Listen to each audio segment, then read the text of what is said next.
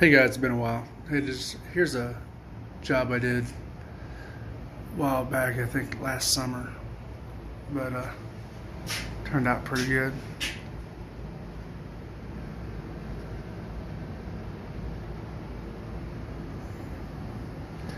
.96% variable speed, 16-seer air conditioner.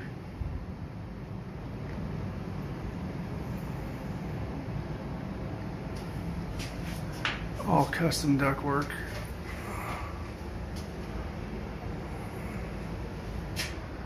Not too bad.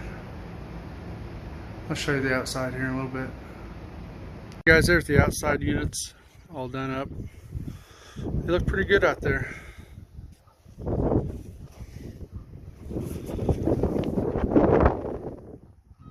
This side view, guys, it's pretty windy out here today. 16-seer, 2.5 tons. Pretty big units. Pretty nice. So that's it. Thanks for watching.